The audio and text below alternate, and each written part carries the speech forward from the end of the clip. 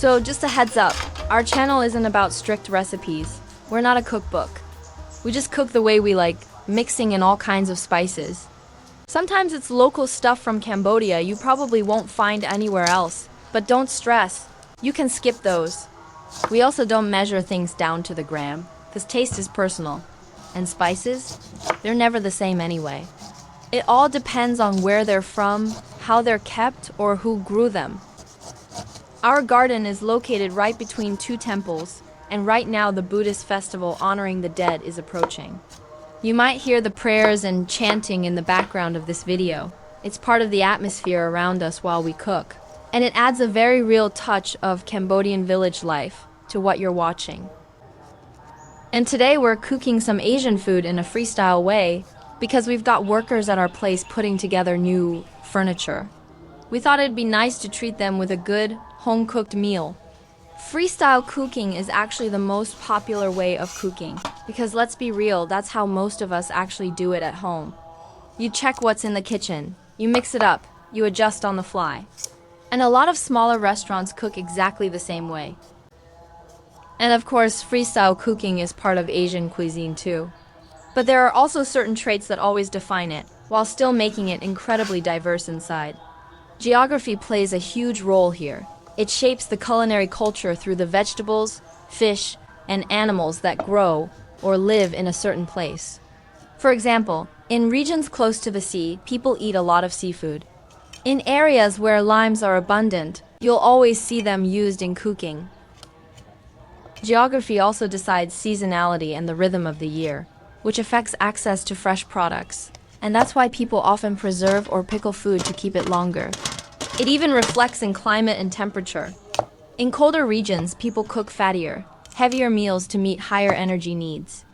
In hotter areas, food is usually lighter, fresher, and often sharper in taste to cool the body down. Religion also shapes food culture in many parts of Asia. For example, in areas where Islam is practiced, you won't find pork on the menu because it's forbidden. Alcohol is also not part of the diet, which changes the way people cook, season, and even celebrate with food. These religious rules add another layer of diversity, showing how culture and belief can directly influence the flavors and traditions of a region. And then there's the way food is actually eaten. In regions where people use chopsticks instead of knives and forks, dishes are usually cut into small pieces by the cook before they're served. That means the ingredients are already bite-sized when they reach the table. It also has a big impact on cooking itself. Smaller cuts of meat and vegetables cook or bake faster than large chunks, which makes the whole process quicker and often more flavorful. Another important factor is lactose intolerance.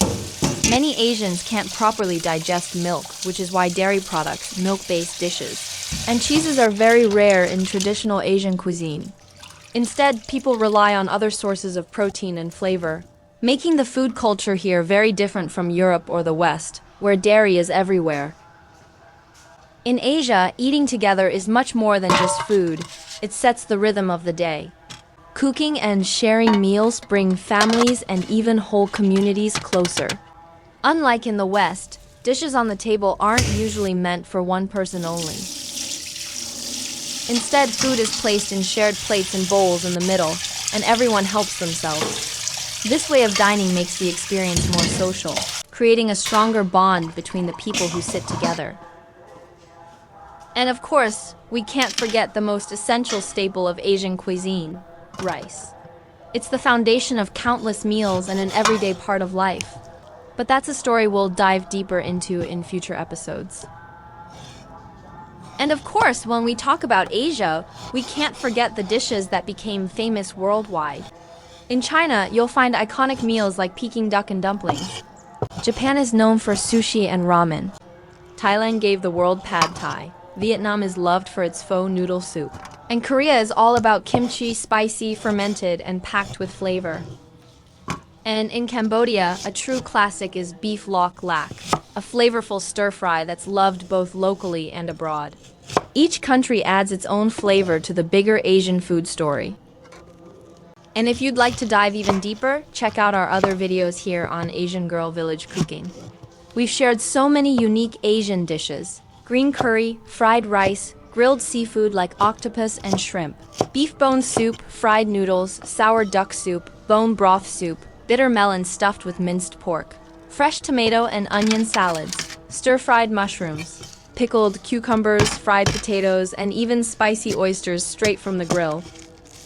Each video brings you closer to the heart of Asian village cooking, always with that cozy outdoor ASMR vibe. And if there's a specific dish you'd love to see us cook next, let us know down in the comments. We'd be happy to bring your ideas to life. Exploring local cultures through food is what we love most. For us, every dish is more than just something to eat. It's a story about people, places, and traditions. Through spices, cooking methods, and the incredible variety of Southeast Asian dishes, we try to bring that story straight to you. On our channel, you'll see more than just cooking.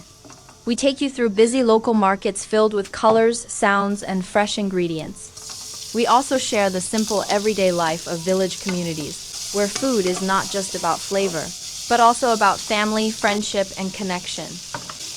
Every video is an invitation to join us on a journey across Southeast Asia, to taste, to discover, and to enjoy. So sit back, relax, and let's dive together into the world of Asian village cooking.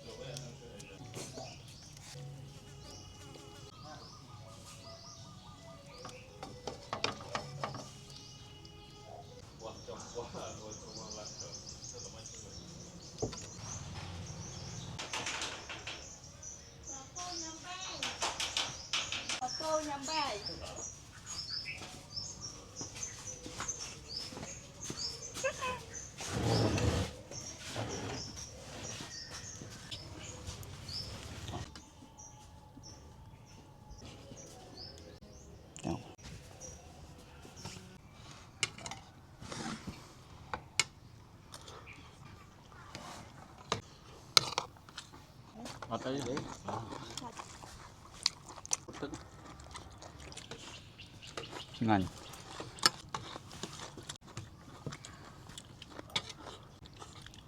Cho bạn tiếp tục.